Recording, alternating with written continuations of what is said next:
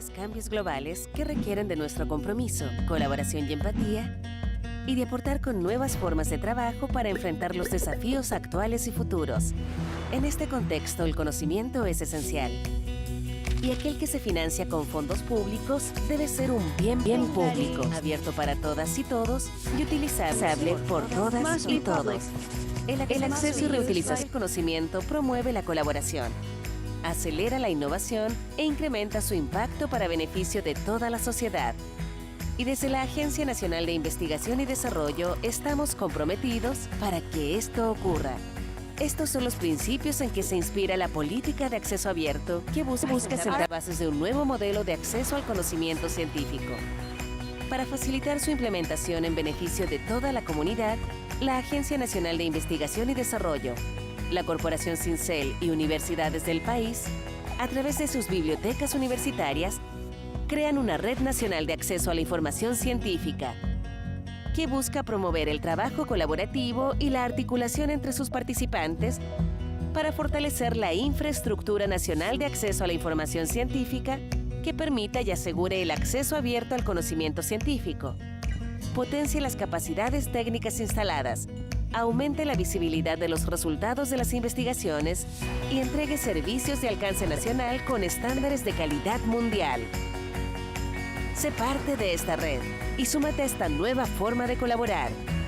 El conocimiento nos cambia la vida. Muy buenos días. Bienvenidas, Good morning. bienvenidos Welcome al segundo everyone Seminario to the Internacional Conocimiento Abierto 2022, organizado por la Agencia Nacional de Investigación y Desarrollo ANIT y la Corporación para el Acceso a la Información Científica Electrónica CINCEL. Quiero contarles que contamos con traducción simultánea en caso de que ustedes lo requieran. Para quienes asisten a través de Zoom, pueden hacer clic en el icono del globo terráqueo que está ubicado en la parte inferior de su pantalla y ahí elegir el idioma.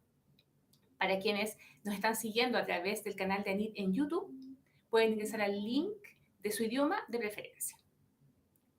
Quiero contarles que desde octubre de 2019, la Agencia Nacional de Investigación y Desarrollo, ANIT, ha trabajado en la puesta en marcha de la política de acceso abierto. Entró en vigencia en mayo de este año. Lo anterior se ha traducido en iniciativas que aportan a la instalación y fortalecimiento de capacidades y herramientas para la ciencia abierta en el país, como la modernización de la infraestructura para el acceso a la información científica, los proyectos de innovación en educación superior para la ciencia abierta y la concientización sobre la importancia que tiene la circulación del conocimiento para el desarrollo de Chile, entendido como un bien público al ser financiado por el Estado.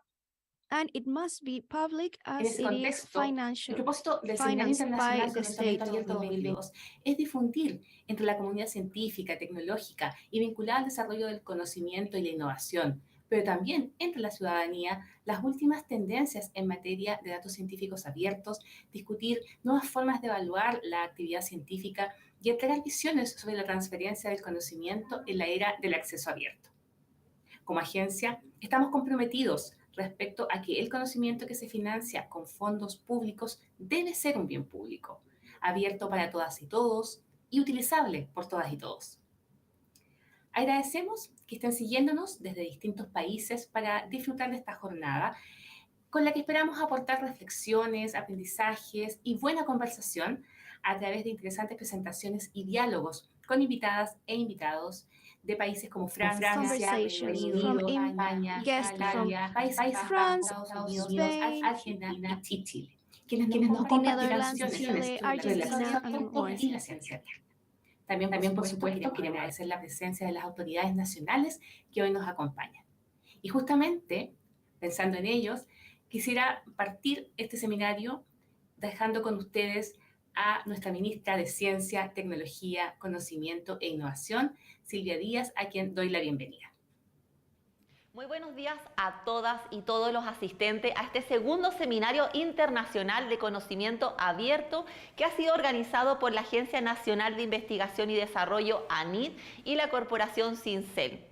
Agradezco a la agencia y a Cincel la invitación a inaugurar este seminario que abordará diversos temas interesantes e importantes para nuestro ministerio y por supuesto para nuestro país. El conocimiento abierto nos plantea desafíos mayores porque es una pieza crucial para poder conseguir el desarrollo y el bienestar de nuestra sociedad, y este debe ser transversal para que todas las disciplinas hagan su real aporte. Cuando el conocimiento se genera con fondos públicos, debe estar a disposición de todas y todos, poder llegar a los territorios, tener una mirada de futuro y ser de fácil acceso para poder conseguir soluciones transdisciplinarias en múltiples dimensiones que mejoren la calidad de vida de las personas. Es el derecho que tiene todo ciudadano de poder apropiarse del nuevo saber, cuya creación ha sido financiado por el Estado. Sabemos que nuestro ministerio es una institucionalidad joven que nace el 2018, sin embargo, hay iniciativas sobre acceso abierto en Chile que son de larga data. Comenzaron con la creación de la CONICIT, actual ANIT, en la década de los 70 y la gestión del conocimiento y el compromiso con su democratización y descentralización. Así Chile también se alinea con el movimiento internacional por el acceso abierto y las múltiples iniciativas de ciencia abierta que hoy se implementan en numerosos países, evidenciadas a raíz de la emergencia sanitaria y la necesidad de poder compartir y colaborar en materia científica y tecnológica, ya que el conocimiento abierto acelera los procesos de innovación. El aumento de presupuesto para el año 2023 representa un compromiso real con el bienestar de las personas y con el fortalecimiento de nuestro ecosistema de ciencia, tecnología, conocimiento e innovación. Podremos destinar más recursos a urgentes problemas como lo son el calentamiento global, el envejecimiento de la población, la falta de recursos hídricos, la desigualdad tanto económica como social y ciudadana, y también algunas otras soluciones que pueden alcanzarse más rápido si el conocimiento es abierto y existe aún más colaboración entre investigadores e investigadoras para poder compartir sus resultados. Este seminario nos da esa posibilidad de poder difundir experiencias, avances y prácticas y poder transferir aprendizajes y entusiasmar a la comunidad de ciencia, tecnología, conocimiento e innovación, para que así podamos transitar a nuevos modelos de generación de conocimiento. Agradezco a todos y todas las expositoras y expositores que aceptaron la invitación de la Agencia Nacional de Investigación y Desarrollo ANIT y la Corporación Cincel, instituciones a las que felicito por organizar este espacio por segundo año consecutivo. Termino dándoles la más cordial bienvenida a este seminario de conocimiento abierto y les deseo que vivan una excelente y provechosa jornada. Muchísimas gracias, ministra. A continuación, la directora nacional subrogante de la Agencia Nacional de Investigación y Desarrollo ANIT, Alejandra Pizarro, nos entregará unas palabras de bienvenida. Buenos días, directora. Muy buenos días a todos y todas. En nombre de la Agencia Nacional de Investigación y Desarrollo, les doy la más cordial bienvenida a este segundo Seminario Internacional de Conocimiento Abierto que organizamos en conjunto con la Corporación Cincel. En ANID estamos absolutamente comprometidos con la implementación de la política de acceso abierto y esta instancia de reflexión cobra muchísima importancia. De la mano de nuestros panelistas, esta reunión nos permitirá conocer qué está sucediendo a nivel internacional, cuáles son las discusiones, los avances y los puntos de ver en el tránsito hacia modelos de ciencia abierta. Es una ventana que nos muestra una ancha calle y que también reafirma el trabajo de la agencia antes de CONICIT en materia de acceso abierto a la información. Después de más de 50 años podemos decir que la generación de nuevo conocimiento es uno de los objetivos fundamentales de la ciencia. Entonces, el acceso a ese conocimiento es un derecho a garantizar y el conocimiento científico creado por los proyectos financiados con fondos estatales debe constituirse en un bien público al alcance de todas y todos. Este ha sido un esfuerzo de larga data, como dijo la ministra, y que hoy nos interpela con más fuerza porque ya no es una tarea de una sola agencia pública, sino que es un desafío compartido con la comunidad de CTCI y con la ciudadanía. Por ello, y sin más que agregar a las ideas ya expuestas por la ministra Silvia Díaz, y las reflexiones finales que entregará la subsecretaria Carolina Gainza, les invito a participar de esta instancia de diálogo, reflexión y debate, en la que estoy segura podremos aprender algunas lecciones para transitar de manera sostenida hacia los territorios de la ciencia abierta. Que tengan una jornada muy provechosa. Muy buenos días a todos y todas. Tras la bienvenida de nuestras autoridades, queremos invitarles ya a comenzar este seminario con la conferencia internacional Datos Científicos Abiertos, que será dictada por Alan Page, analista senior de políticas de ciencia y tecnología de la OCDE, y que en esta oportunidad será moderada por María Soledad Prado. María Soledad es secretaria ejecutiva de la Corporación Cincel y además encargada de la unidad de acceso de la Subdirección de Redes, Estrategia y Conocimiento de nuestra agencia. Le doy entonces la bienvenida, por supuesto, a Alan Page y también a María Soledad Prado.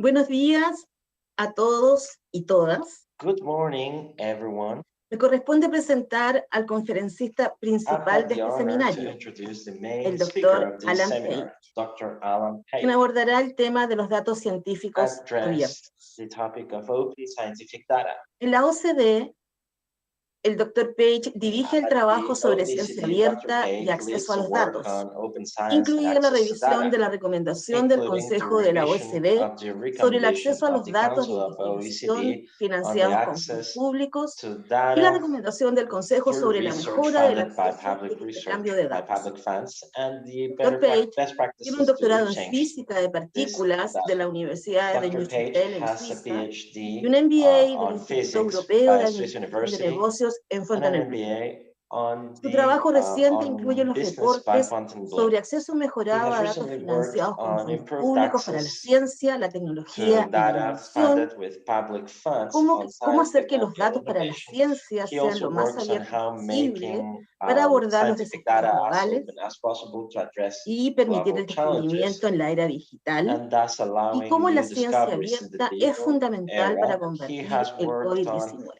how El open Dr. Page science is también dirige las fundamental revisiones de to políticas de defeat innovación de la COVID-19. OCDE, He also leads más the recientemente aquellas sobre Kuwait y Corea del Sur. Welcome, Dr. Page. We are here to hear your presentation. The stage is all yours. Go for it.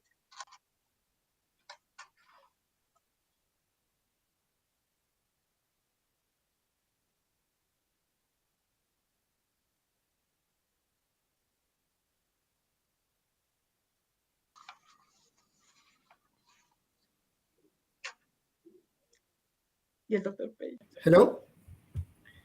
Hello. Good morning. Good afternoon. Thank you for having me in this very, very interesting conference. And it is a pleasure to present here the work we have been doing on access to research data from public funding.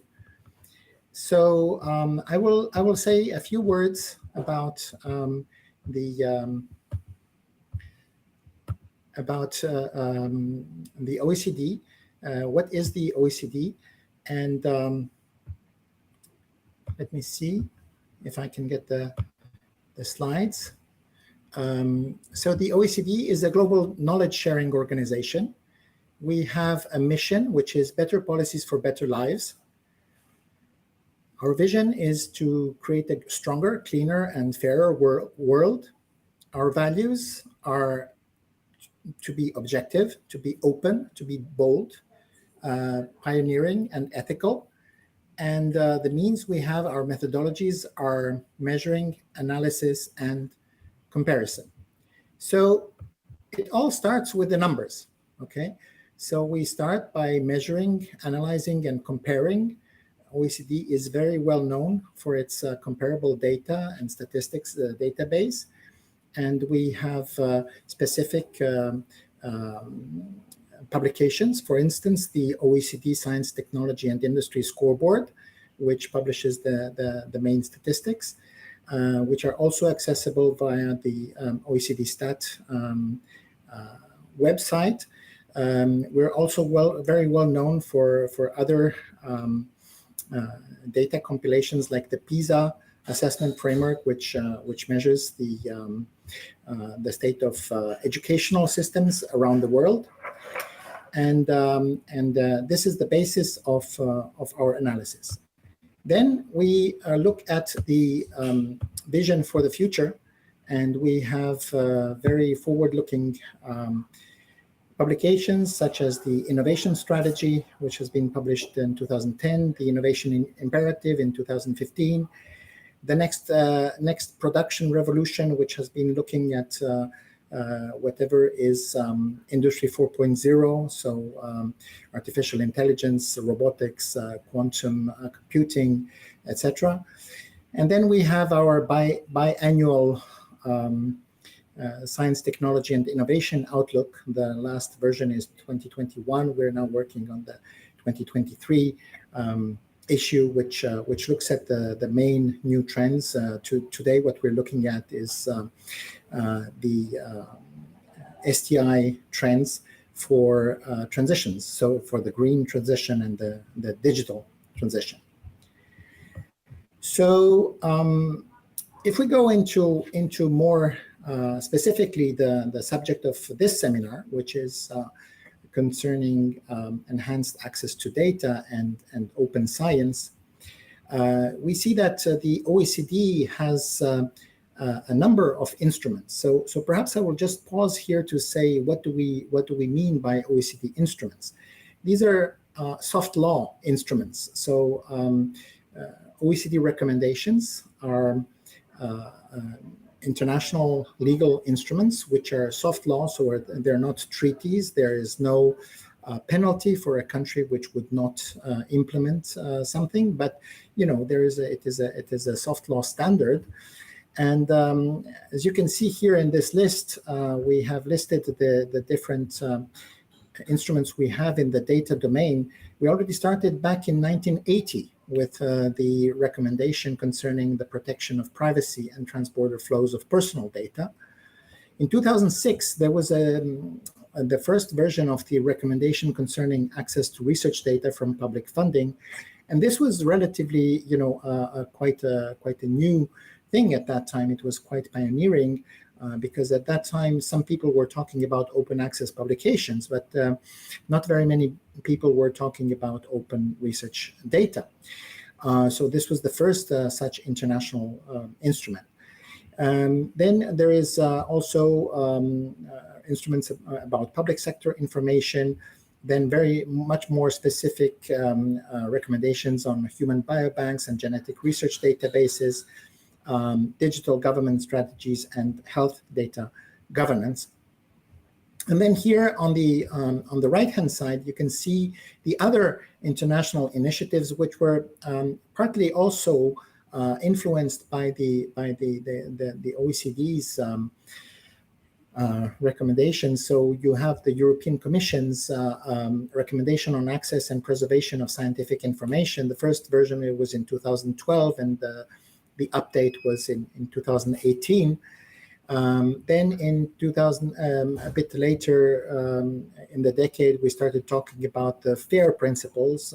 FAIR meaning, F like findability, A like accessibility, I like interoperability, and R like reuse. And this is something, and this is a buzzword we are now quite used to. Then there was the International Open Data Charter. There was the different science clouds in Europe, Australia, the US, maybe not a whole country one, but then specific institutions in Africa as well. Research Data Alliance is a big non-governmental organization, which is a leading organization for data. They also have their recommendations. There was the Amsterdam Call for Open Science. And then there was the whole initiative of the European Commission, which was called Open Innovation, Open Science, Open to the World, which gave the impetus for the science clouds and other such initiatives. And then the more recent developments are in the bottom box.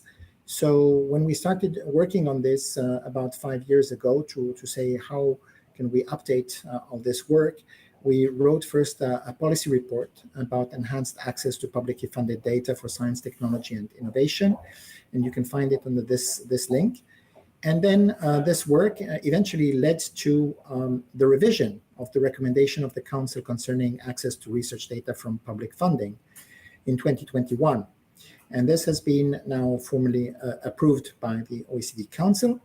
And in addition to that, we have also a new instrument, which is called Recommendation for Enhancing Access to and Sharing of Data, which has a similar title, as you may see, but does not concern only research data. That's why we don't have research in the title.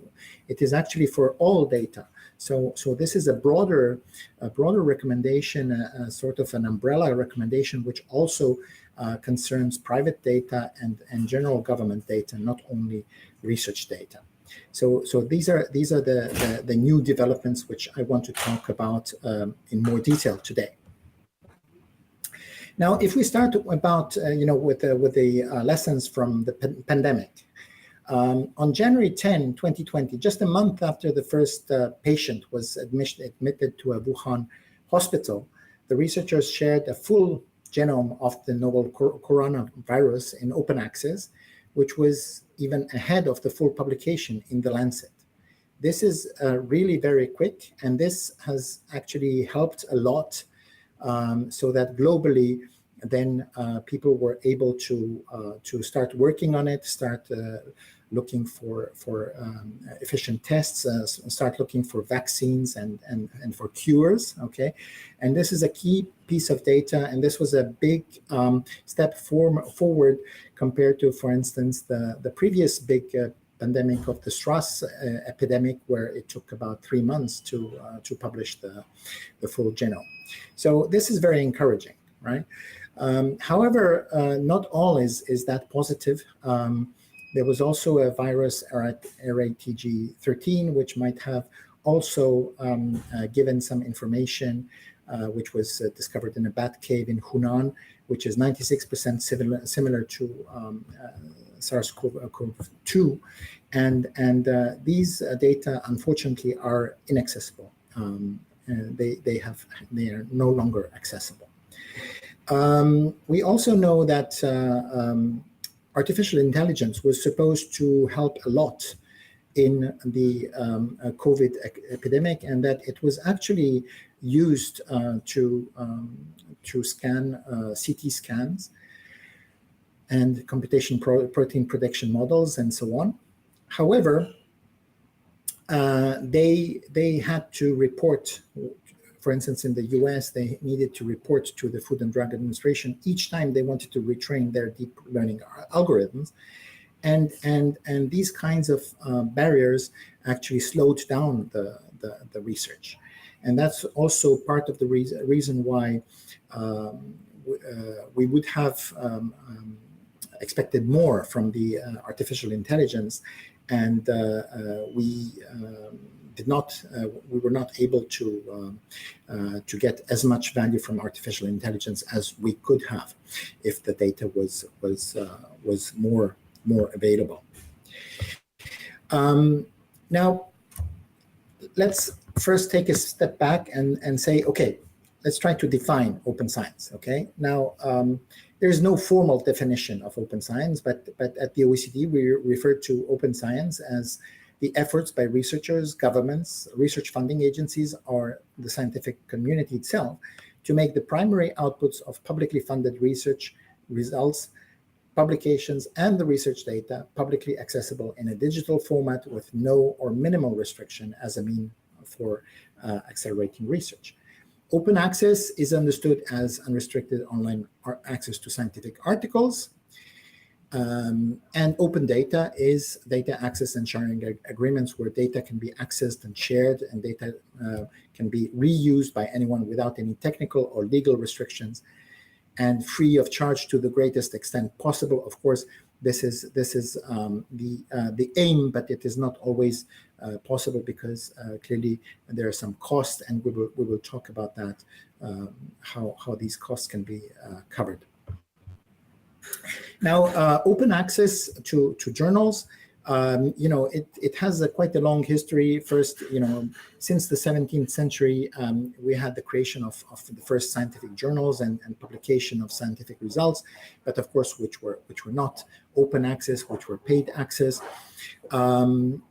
In the 1960s and the 1970s, we started to have at least open access to bibliography. So at least the bibliography was accessible through some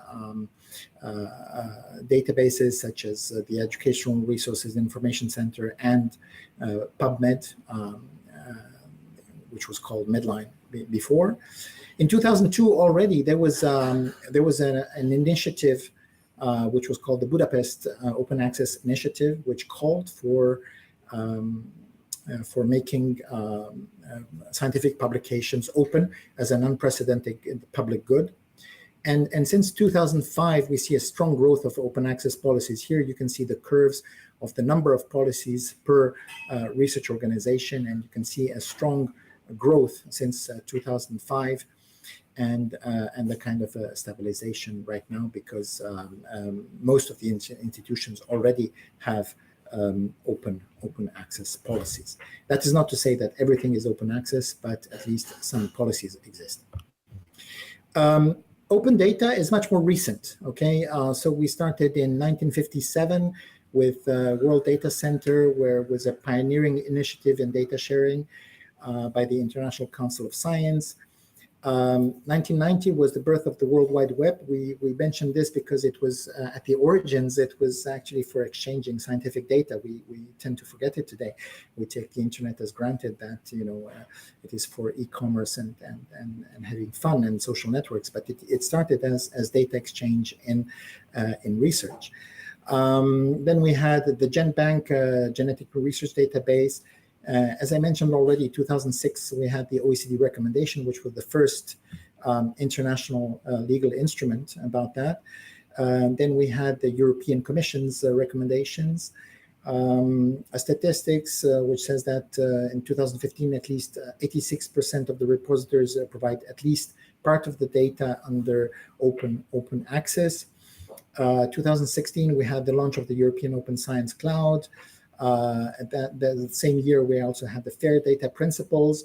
And but in 2018, actually, we see a difference between open access for publications, where 92% of the universities in Europe have open access policies, but only 28% have open data guidelines, okay? And in this context, in 2021, as I mentioned, we did the revised recommendation concerning access to research data from public funding. Now, the value, why are we doing this? Why are we doing this? Because open data has great value, okay? And this is value which can even be given a monetary value. And there were studies which have been shown that the opportunity cost of not having findable, accessible, interoperable, and reusable, so FAIR data, is estimated at 10 billion euros annually in the European Union. And if we look at the whole public sector information, so not only research data, then we're between 70 to 140 billion euros, which is of the order, which is almost 1%, around 1% of GDP in 2008. And an Australian study also finds about 1% of GDP. So it's a huge impact on the economies. If we look at the Latin American countries, these are some responses we have received for a survey we have done at the OECD. So Chile tells us, we have a law which says that information prepared with a public budget is public. However, the existence of this law has not been enough to make available and open access to research results.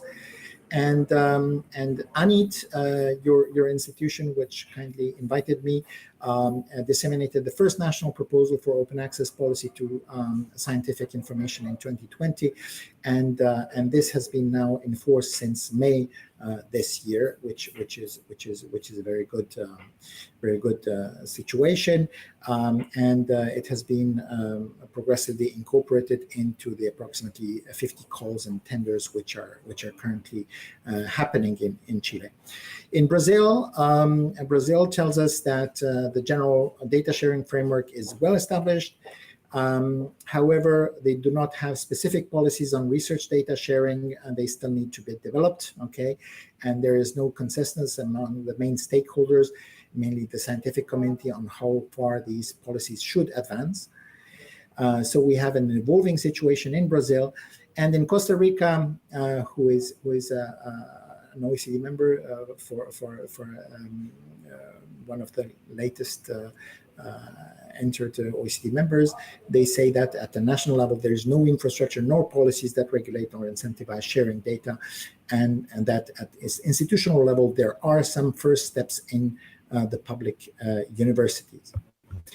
If we take a systemic view, and this is the view we have taken for the revision of our instruments, we have looked at the entire ecosystem of the data. So you start with at the base, you have the raw data data you collect for your research purpose, and then you process it in your workflows, and you get into let's say semi-processed data, which is supporting data for your analysis and for your publication. And then at the top of the pyramid, you get the publication, right? And then you get the facilitation here through the workflows and algorithms. So our view was that you cannot look at data in itself. You have to expand the scope also to take into account the software, the code, the algorithms, and the workflows. So this is our workflow of this project. So you see, it was a quite a long project, started in 2017 with a survey. We had the workshops. We have then published an analytical report, and then we worked in 2020. We worked the full year for with the draft recommendation, and in 2021 this recommendation was adopted.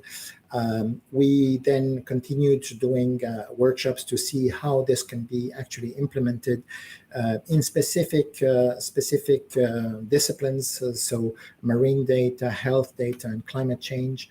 And this year we did a policymaker survey, where we asked countries to tell us, okay, now you have signed this document, now tell us how you plan to implement it.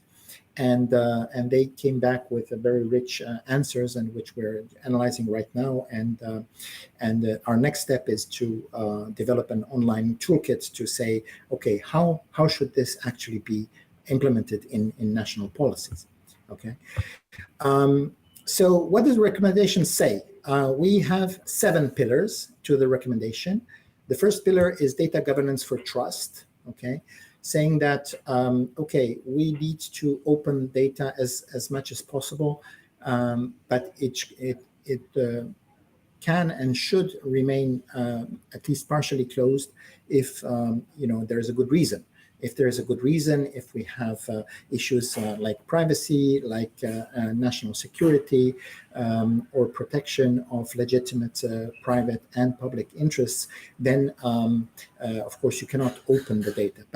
But if there is not a good reason, it should be open.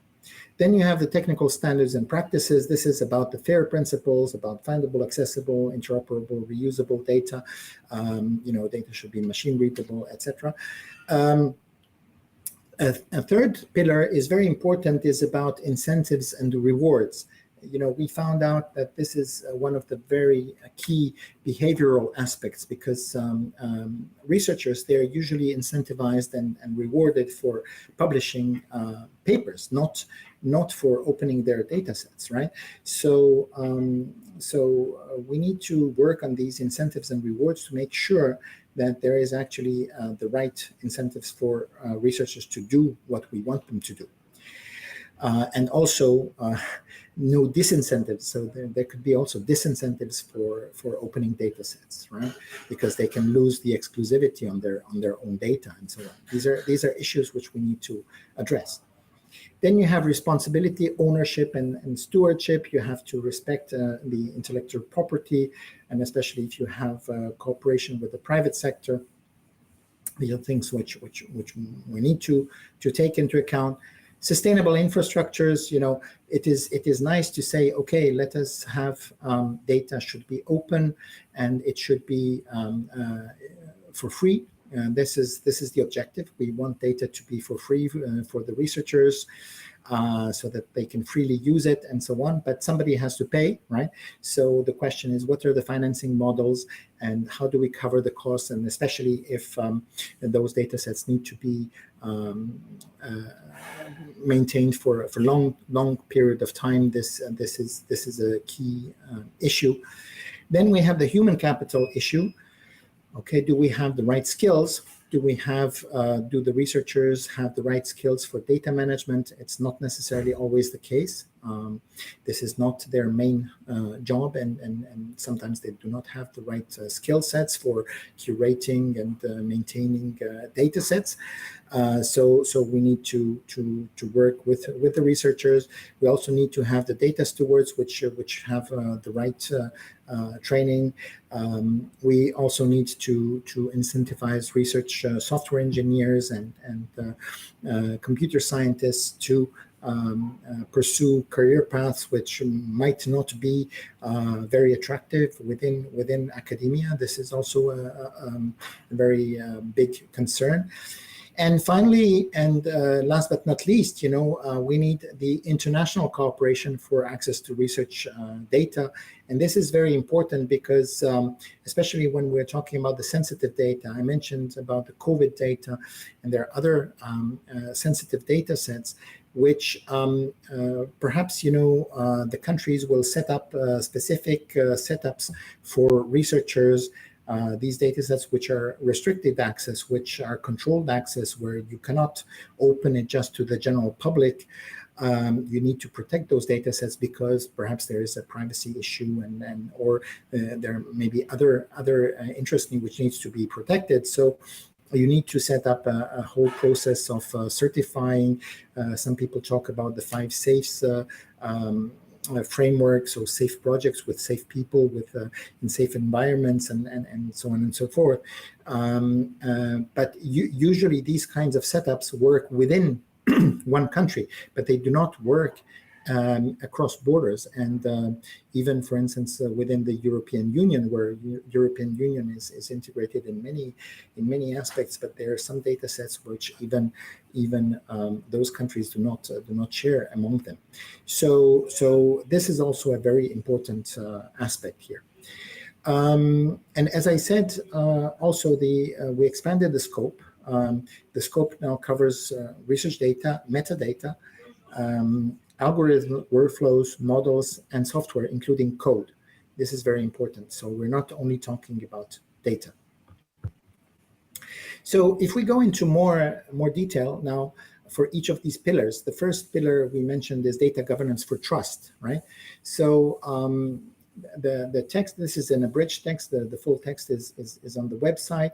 But basically what we want to make the digital objects, so when we talk about digital objects, it means data, metadata, software, algorithm, code, and so on. We want to make them openly accessible and reusable to the largest extent possible, while taking into account the need to restrict access for legitimate private, public, and community interests. We also, of course, we want to foster and support open access by default, okay? And the access should be timely, findable, user-friendly, and accessible by internet without discrimination and free of charge to the greatest extent possible. In cases where access needs to be partially or totally restricted, foster more limited forms of access, such as access to aggregated or de-identified data, restricted access within safe and secure environments to certified users with clearance, and foster searchable access to metadata. This is very important because metadata can be opened more easily, right? It is much less sensitive, and actually it can be helpful to open metadata first, to be able to open a dialogue and see with the researcher where they really need to access exactly which data set when the data are sensitive. We need to transparently manage and mitigate the risks and talk about that, consult with community of stakeholders, explain this, and require that there is a consent and have roles and responsibilities of staff responsible for data access. So this is the first pillar. The second pillar is about technical standards and practices. I will go more quickly here. This is what we're called the FAIR access. So you will find here again the findability, the accessibility, the interoperability. Perhaps just to say interoperability, when we talk about interoperability, there are 3 aspects, right? You have the technical aspect, which means that the minimum is that the data is machine readable, okay? But then you also have the semantic, that you have agreed upon terminology and ontology that everybody can interpret the data. And also the legal the legal interoperability, the rights of use, so that the rights of use are accessible, and that we know, for instance, if there is an AI algorithm which comes to see to visit the data set, that this algorithm can recognize whether it has the rights to use that data set or not. So we want to also make these digital objects understandable and reusable in the long term, open the metadata, and also have the right algorithm code, software, and workflows to enable the reuse ultimately. Okay. And finally, we do want to also have technical standards which are open, freely accessible, and internationally agreed. The third pillar is about responsibility, ownership, and stewardship. Okay, and so what are we talking about here? We're saying, okay, firstly, we need some good practice for research data and software management. Second, we want to promote some public-private partnership, where we want to make the data as open as possible, but we do want to recognize and protect legal rights and legitimate interests of stakeholders, including private sector partners. This is very important when you're working with the private sector, because they have commercial interests and so on, and it has to be very clear how their interests can be protected. We also want to enable new uses of digital objects, such as artificial intelligence and text and data mining techniques. This is very important for the development of text and data mining, that we should make those data sets as accessible as possible for these purposes as well. And we need to have the information about rights and licensing in the metadata. This is what I already mentioned earlier. It's very important to have this data, to have this information, so that when an algorithm comes in, they know whether they can use the data set for their purpose. And we also want to encourage the widest use of open licenses wherever those are appropriate. Of course, we cannot always have open licenses, but as often as possible, we do want to have that. Incentives and rewards, I already mentioned that briefly. We do want to recognize and reward the provision of access as a recognized research output. Okay, we want this to be a criterion for research recruitment, advancement, and grant review. We want to have indicators such as data and software citations. This is something which is emerging slowly, but is not yet still, still mostly people are evaluated on their papers, right, and not on the data and software they have published, and especially not on the citations of the data and software they have opened. We also need to have contributed to taxonomies, which will give credits in an appropriate manner, and we want to disseminate and recognize the research outputs beyond publications, meaning of course data sets and software. Data and software citation, as mentioned, and we also should recognize that researchers and institutions may require a reasonable limited period of exclusive use of the digital objects. I would like to pause here, and I just came back from Amsterdam. We had a great workshop, which was organized by the Research Software Alliance, and there was a very brilliant scientist who was talking about his experience with opening data sets.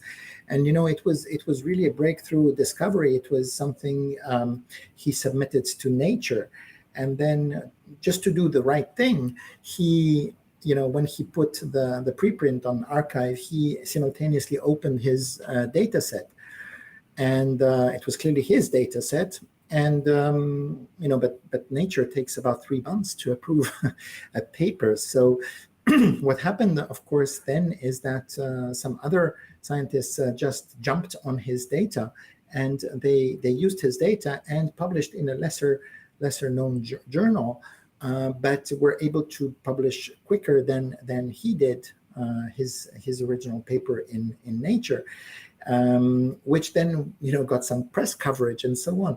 So of course this person who did that was correct and did cite, of course, that the data were not theirs, and they cited the data source.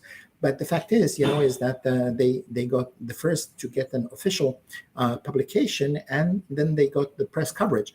So these are some very sensitive aspects which also need to be addressed. Very often we're saying, our researchers need to change their culture and so on. But if they have such a culture, there's also a reason for that. And I think this is also something which needs to be somehow adjusted within the policies of the publishers, and of course the press should also take this into account to say, okay, who is given the credit in the press?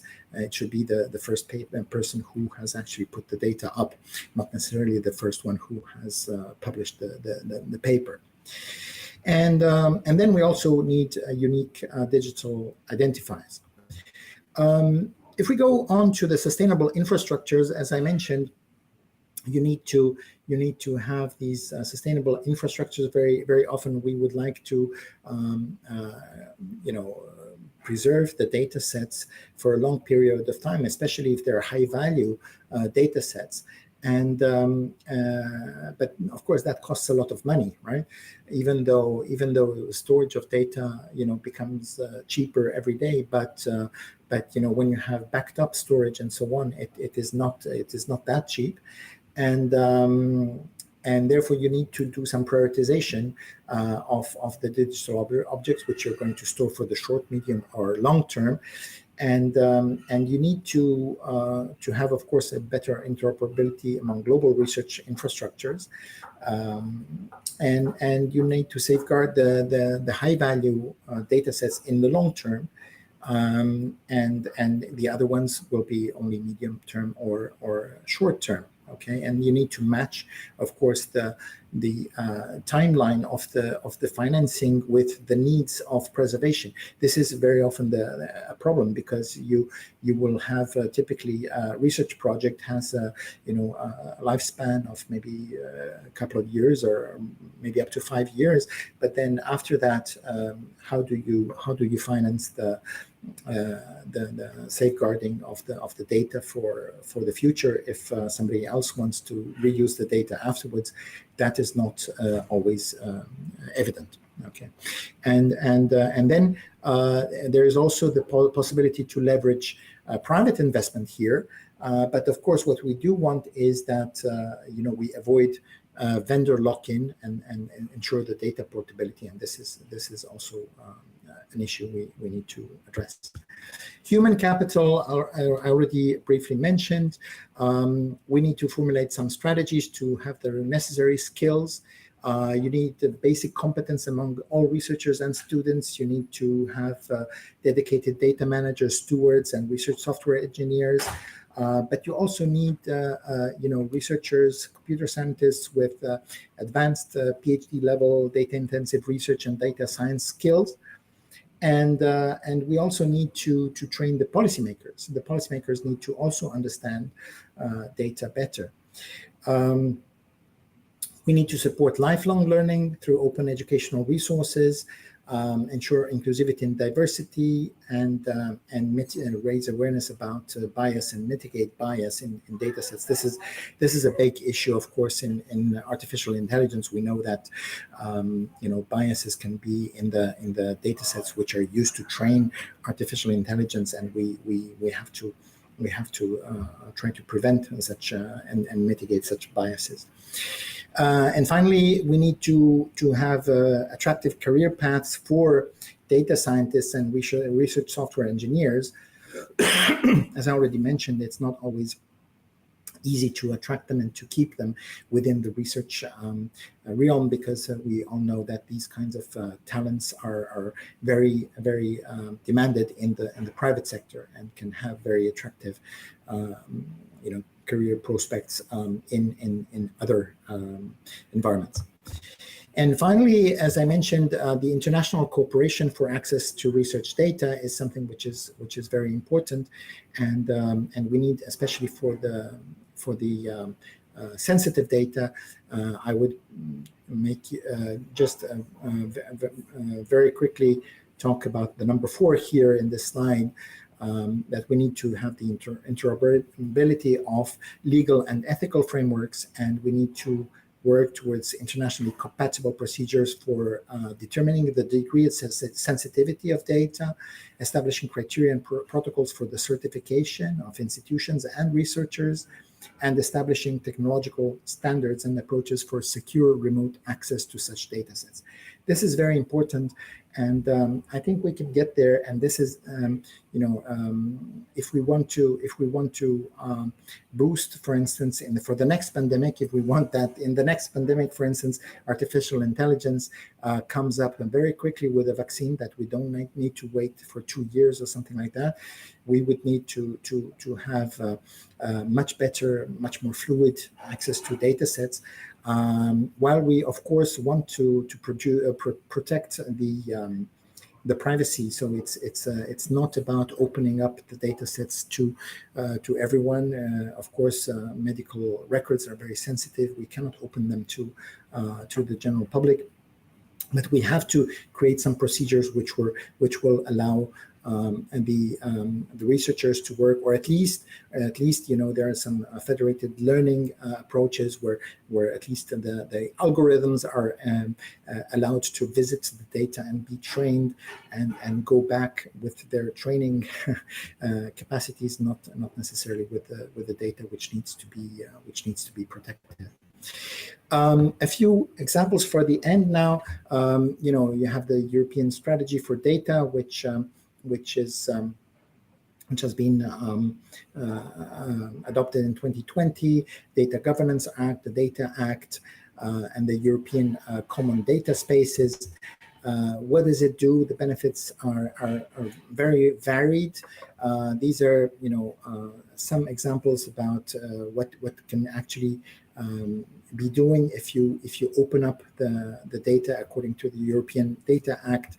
You can have very, very concrete impacts on real life.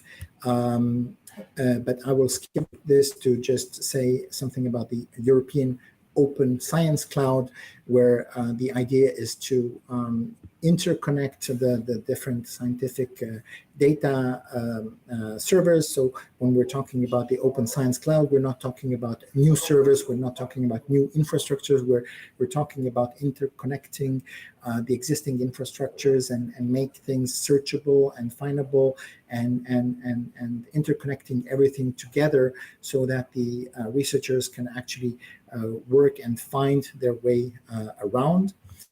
It is very important to be able to separate metadata from data. And for instance, if you have a sensitive data set, you can open up the metadata where you provide the metadata to the researchers, and then the researcher can look at the metadata and say, okay, this is exactly the bit of the different bits of data I would need for my research, and then it goes through the ethical review and the harm test and disclosure, and then you can actually see how you can to what extent you can grant the access to the very sensitive data. This is a very, very interesting case they did in Sweden. We have the Germany National Research Data Infrastructure. You can study the cases offline. And the UK's Concordat on Open Research Data. This is interesting because the UK went a kind of a bottom-up way. So it was the research councils, the universities, the trusts, Wellcome Trust, and so on. They actually built this Concordat on Open Research Data. So it was not something which came from the top down. It was more bottom up. And these are some further reading papers on this issue. And I would stop here and open for questions. Okay, Dr. Pei, thank you for your presentation. We have some questions. You talk about a lot of recommendations in your presentation, but in the case of a need, what recommendations would you give to a need is a funding agency to implement open access policy for publications and for data. What is the golden path? Funding agencies actually are a very they're a key actor, because our recommendation here has been signed by governments, okay, and yes, governments can write laws and they can make strategies, open science strategies and policies and so on. But in the end of the day, no country is going to make a policy which puts somebody in prison because they did not publish their data, right? So it's not like that. It's the real power is actually with the funding agency, because the funding agency can say, look, I can give you the grant, but under the condition that you actually publish your data, okay, and that you publish your software under open source, and perhaps you're also not going to make it completely mandatory. You can say that you can understand, of course, if there are some exceptions to this rule. So if the principal investigator says, "Oh, I'm sorry, these are private data. I cannot publish them," then of course it is totally acceptable. But there should be a kind of as open as possible, as close as necessary. So there should be a justification. If the data are not open, it should be justified. But on the other hand, as I said, you get into this ethical dilemma. As I mentioned, this scientist, who did the real thing, because in the Netherlands, for instance, the funding agency has a very strong open data requirement and open access requirement. Then he did the right thing. He said, okay, as soon as I put my paper on the preprint server, I will open up my data set. Okay. However, as I mentioned, it somehow backlashed, at least partly. I mean, on the general public side, somebody else's name got mentioned first about this discovery, because he was waiting for Nature to approve his paper, and Nature takes a little bit longer than perhaps some second-year journal. So it is always the possibility that research is very competitive. So researchers will come in and they will try to the other researcher did not do anything wrong. He quoted the data source and so on. So there is no unethical behavior, but it somehow is giving part of the credit to somebody who should not be getting the credit, you see, or should only be getting part of the credit. So as I said, we have to be very careful how we implement these kinds of policies, because if we get this kind of backlash, then it will further, because clearly researchers do not have this culture of opening up their data. I mean, they're, very protected. I'm a former researcher myself, as you mentioned. I worked at CERN and so on, and I know how researchers function. I mean, you work for years to acquire a data set, and then you have a very strong sense of ownership, and now you're asked to open it up to your fellow researchers. And it's not something which is natural. So it requires a cultural change. And in this cultural change, I think we have to take into account all the potential disincentives. So I think we have to rethink something about the policies of publication and so on and so forth. And perhaps also allow this kind of embargo periods, right? So for instance, probably nothing would have happened if they would have had a 3-month embargo, just to allow the first Nature article to come out, and then have the data open data set 3 months later, right? So we need to adjust. I think it's about really adjusting and finding the right balance, because clearly protecting data and closing down data sets is not the right thing, right? Okay, Professor. Do you talk about Latin America and examples of the open policies? In your experience, what challenges that Latin America faces in opening public-funded research data in general? Well, as I said, I mentioned the three examples we had from Chile and Brazil and Costa Rica. We have three different cases here. I'm not familiar with all Latin American countries and their advancement, but from these three examples, I see that clearly in Chile there is a formal policy which has now been adopted just this year, and which you're starting to implement. So perhaps you can tell me something about it. In Brazil, I know that the Brazilian colleagues were working with us very, very closely on the drafting of the recommendation. And I remember that when they were working with us, they also mentioned that it was actually very helpful, this work we did on the 7 pillars together. It helped them think about their own policy, which they were developing in parallel. So I think this is quite important. And the three countries I mentioned are OECD member. Brazil is not yet a member, but Chile and Costa Rica are. And so it is. I think it is.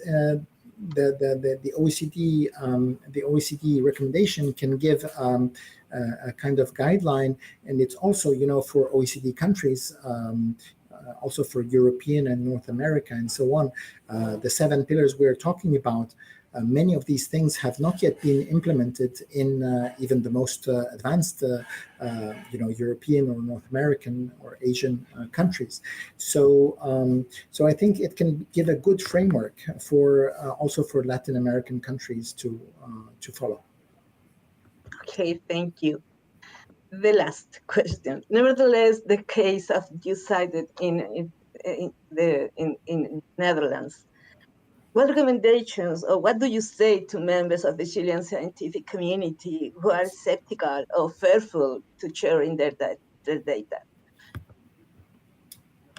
Well, I think that data sharing is win-win.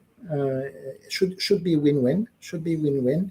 Of course, we should avoid any disincentives, as I mentioned. We should be mindful of that. But in general, I think it is very important that data sets are shared, and that they are open, and that they can be revisited even many years later, because with new knowledge and so on, we can revisit even some older experiments. It is important for value. For creating value, because if you do not share data, you will be redoing the same experiment. For instance, you're doing the same research again to acquire the same data set again, which is not a good use of public money, right?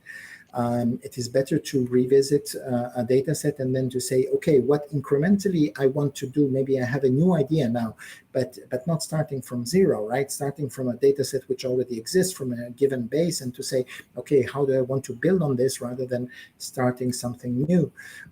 You also have very often, you have this bias of the negative results, right? If somebody does not find the result, then they do not publish.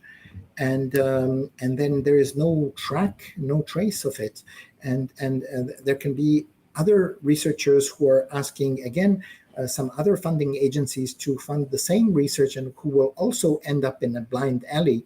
So sharing data sets, even of research which has not given any result, is also value for society, because at least you will avoid other people spending time and money doing research which leads to nothing. Okay, Dr. Page, thank you very much for your time and for your exposition. Very useful for us. Thank you. Thank you. Thank you. Goodbye. Ok, Jimena, te doy el pase para el próximo panel. Muchas gracias a Now back todos. to you, Jimena. Thank you very much to each single one of you.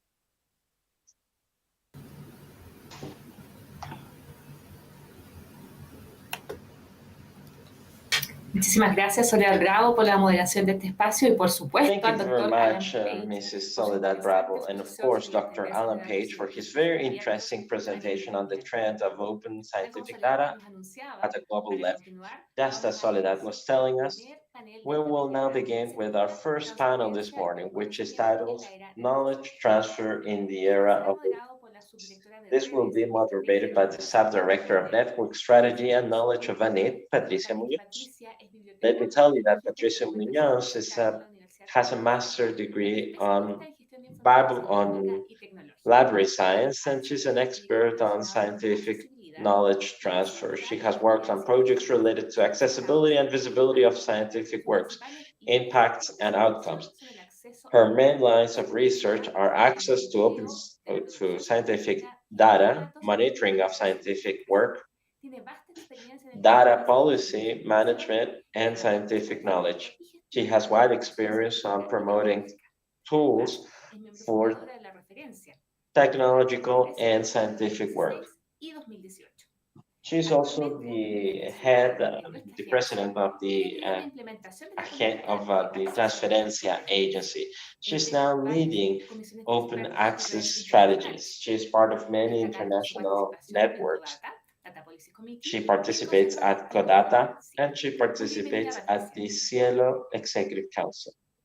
Patricia, welcome. Thank you for being with us.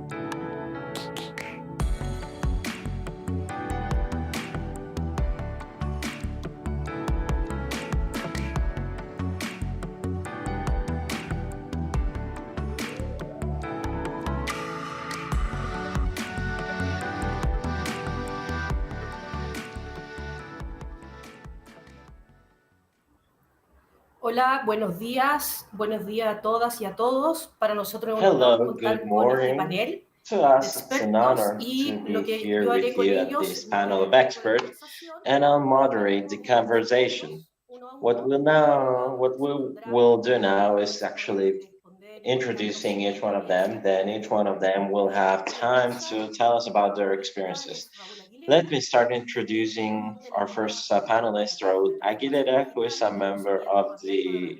Bienvenido, Strategy Raúl. on Digital Transformation and Gracias. Knowledge. Su línea de Welcome, Raúl. investigación se enfocan en la cultura His abierta, research line is principalmente mainly innovación focused digital, on technology conocimiento information, especially compartido en digital bibliotecas y information sistemas de for documentación para todos los digital ámbitos knowledge educativos at y libraries for actualmente all es educational fields. formador y director de la He is Red now de part of Bibliotecas the Digital Españolas Council of Data y Red también es and miembro de la línea estratégica de investigación scientific digital y research in conocimiento Spanish. abierto de dicha And he organización. is a member Posee of doctorado en several lengua portuguesa y organizations. española y es periodista en la He Universidad Complutense. has a degree on Gracias Spanish por language estar con and he's nosotros a hoy día. Estamos journalist. muy ansiosos de escuchar Graduated from the de Universidad su Complutense. We're expertise looking y forward to conocimiento. listening from you, Luego and so is comenzaremos our con John, audience. que es Let me start experto with John, too. en el área de valorización John tecnológica, Orcutt is an comercialización de expert on tecnología, patent, publicidad y commercialization of transferencia technology, tecnológica public y recientemente resources, participó en el diseño y technological estrategia de transfer. He has innovación recently abierta para Argentina participated y en el on the strategy 2020 for open integró innovation in Argentina, and Nación he Digital participated in y 2021 recientemente on a encargado en el Ministerio del knowledge Desarrollo transfer y Estrategia de study Innovación del Gobierno de Chile. Además, contribuyó a commissioned la by ejecución del the programa government of Chile. He has also Facultad de contributed Derecho to de the la All College execution Business School. of a program, all Actualmente, college John es business parte de la program. de Asociación He is Empresarial, now Derechos Empresariales, teaching Fusiones y um, Adquisiciones, commercial law, Regulación de Valores y merging, Contratos, acquisitions, Compartir regulation of values, Conocimiento de contracts, and Startups. Muchas gracias, John, por tu presencia en este panel. fundings Y for para terminar startups.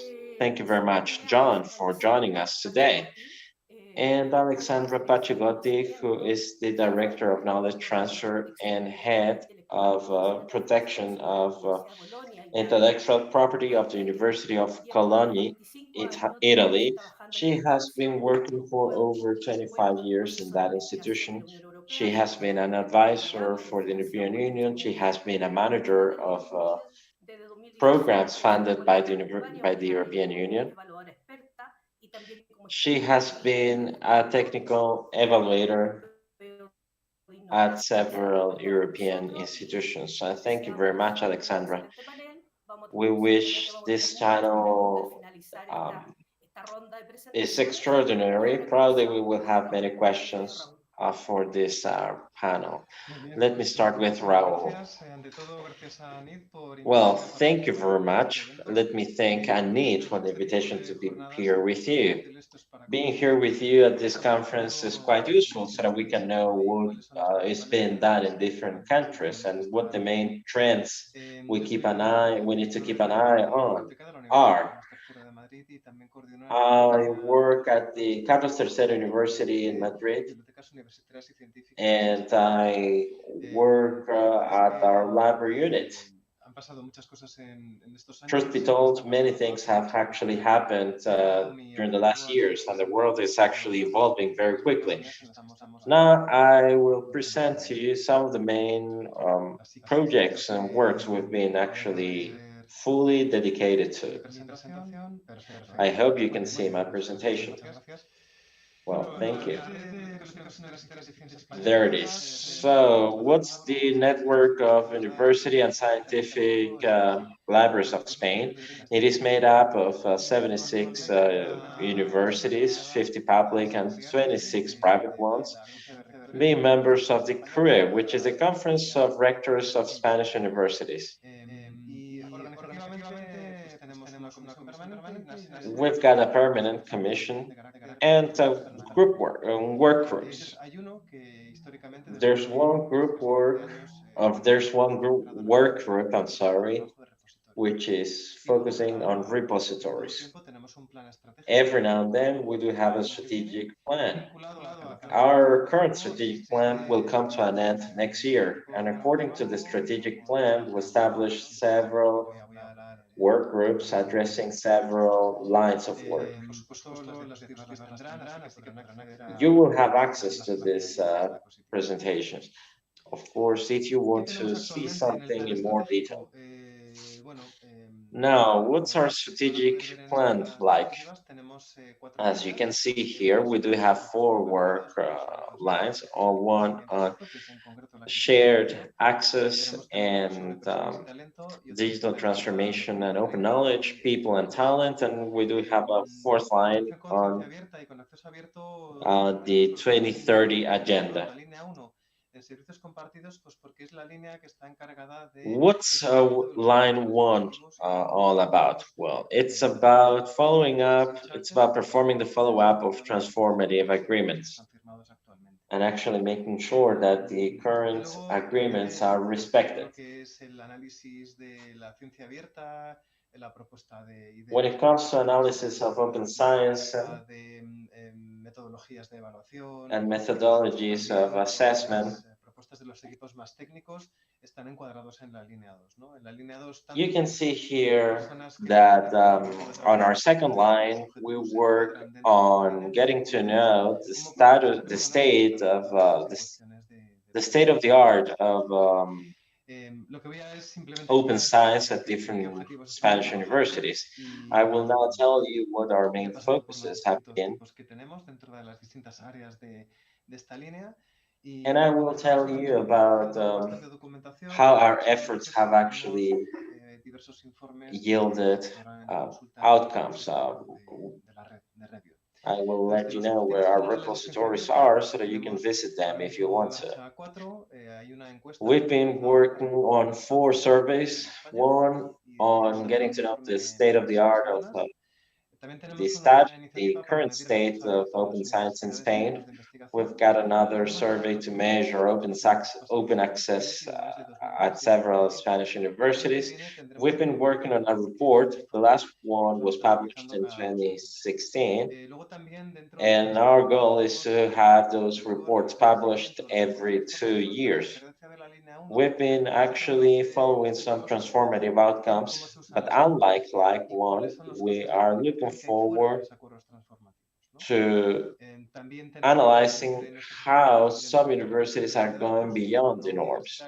We've been identifying data repositories, meaning repositories that are being used by our researchers. Some universities have data repositories and others don't, and we are aware that many researchers have actually used certain repositories, and we're getting to know those repositories. Some other researchers use no repositories at all, and we should let them know that there are several repositories at their disposal. And So we've then- been working on a new science law. In fact, that new law was enacted in September, and we've been working towards the implementation of that law.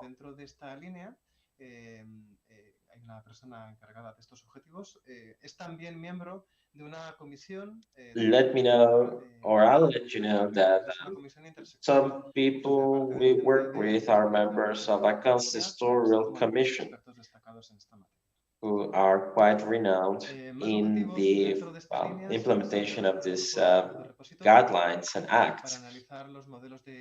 We also analyze data management models at Spanish universities. We perform dissemination activities, and we design assessment systems for repositories of institutions.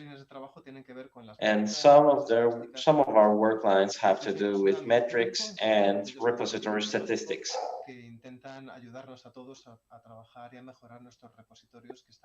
And we try to help everyone so that they can actually do their best.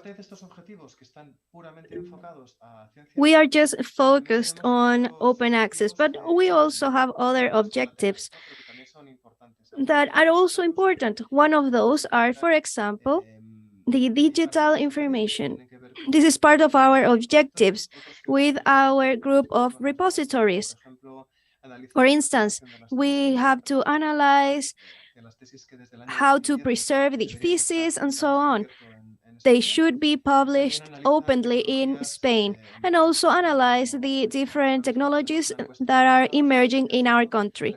Right now, we are adapting, and there's going to be a report in the next weeks.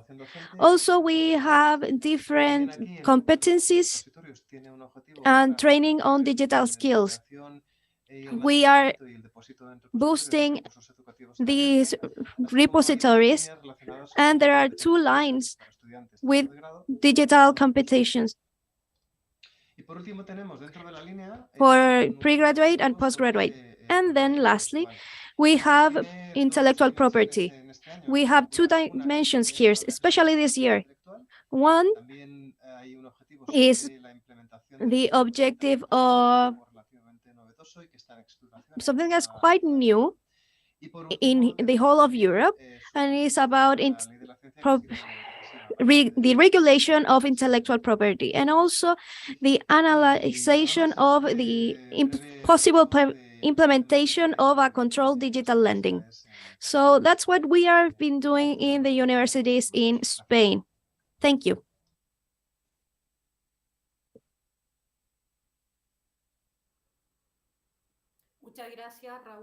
Thank you, Raúl. Now we will keep going with John first, and then at the end with the questions for all of you. Hello, everybody. I'm here to talk to you about knowledge transfer and the open access system. So, do I have access to my slide presentation? Hold on, here we go. Okay.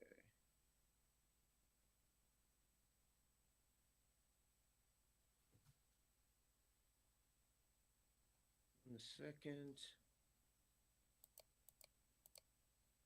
Okay, here we go. So the first thing I just wanted to get out there is this idea of open innovation and open knowledge and all these different opens. They can create a fair amount of confusion. So I just wanted to sort of get out there. There is this idea, and we use a lot of different words for open and how it affects knowledge transfer. So the first thing that I wanted to talk to you about is what all this openness is trying to accomplish, to sort of take what I sort of consider the messiness of this openness movement and try to help make it a little clearer for everyone to understand. So I think it's important to start with the idea of why we go through this whole open or this whole knowledge transfer process in the first place. And it's the basic concept of, if a country wants to have a successful, sustainable economy, you need to be able to create and commercialize innovations. And those countries and economies that are able to create and commercialize innovations most consistently are the ones that are going to do the best. Now, what I've got here is a real simplified slide about what an innovation process looks like. And all I'm really trying to show in this slide is that there are 2 distinct aspects to the innovation process. There is the idea generation part of the process, and then there is the idea dissemination side. So part of it is, how do we come up with useful, valuable innovations? And then once we start to come up with powerful ideas, how do we get those ideas out so that they can actually start being made useful for society? Now, that's really important.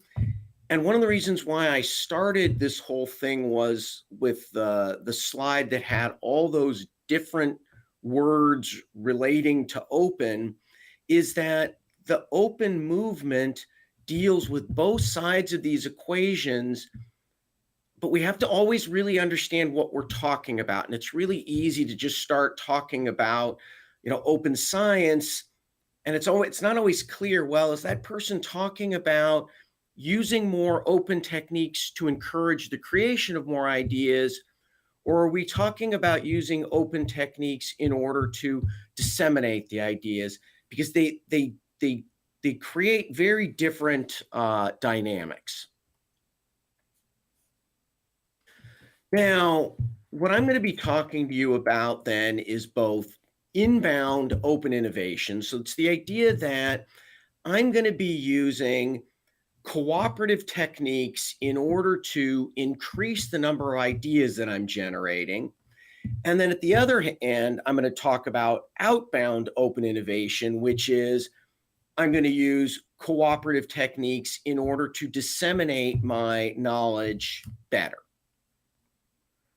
So we've got idea creation, and then we've got idea dissemination. Now, my talk is focused a little bit more on the knowledge transfer side. So I'm going to be talking a little bit more on the idea dissemination side of the equation. Now, one point I really want to make, and I think it's very important, is that this whole open innovation concept, it's not a new idea. It is something that has been around for quite a long time. There are lots of different techniques that have been used for decades and decades on how do we encourage collaboration in order to improve strategic innovation. Now, as we do that, there are some tensions, and I've got my little box here on the side that mentions really the two sort of overarching tensions, which is if you have too much collaboration, you may end up generating anti-competitive behavior. That's not a good thing. If you don't have enough collaboration, you may end up with very inefficient innovation processes, and that's not good either. Now, as we talk about this idea of openness, usually we're talking about openness versus what is the more closed system, and that more closed system typically revolves around the use of intellectual property rights. So I want to be clear that this open movement and intellectual property rights are not, they're not in combat with each other. It's one that you need intellectual property rights if you want to have a more open system. And a lot of what's going on is that as you're trying to create an open system, there's a fair amount of balancing that takes place. And some of that balancing, at least, takes place through the intellectual property system itself. So I'm going to talk very briefly about how we would talk, how you would implement or how you would use sort of a more open innovation system within the university knowledge transfer system.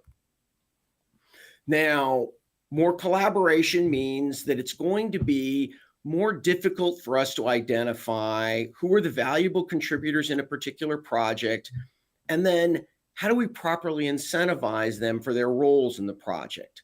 So what I'm referring to in this slide, I'm talking about both background IP and foreground IP. The idea with background IP is to the extent that we've got multiple people collaborating to go out and create new valuable ideas, we need to be able to identify whose contributions came in and then be able to identify and consider those contributions so we can figure out who made the most significant contributions in coming up with the new ideas. And then when those new ideas come out, we need to be able to figure out how are we going to be assigning various rights to those new ideas so that the person who is most responsible for the wonderful innovations gets the proper credit for it, and whether that's credit in terms of prestige or whether that's credit in terms of we're commercializing this and who's going to get paid, all of that requires intellectual property rights. Now, one of the things that gets talked about a lot with the open movement is this idea that the public is the one that's funded the research, so shouldn't all of this research output simply be given back to the public because they're the ones who paid for it? And I want to say I am very skeptical of that type of thinking. And in fact, I think what is most important, and it's sort of one of the bigger points I'm going to be making over my next few slides, is that we want to be taking a more value-based approach to all of this thinking. And the idea is not, let's just give away the research results. What we should be trying to figure out is, what is the dissemination technique that will generate the greatest societal value? And that's the specific strategy that you want to follow. So with this slide here, I'm trying to highlight a few of the different dissemination techniques that potentially exist for a university when it comes up with some type of new innovation that it's been able to generate with public funds.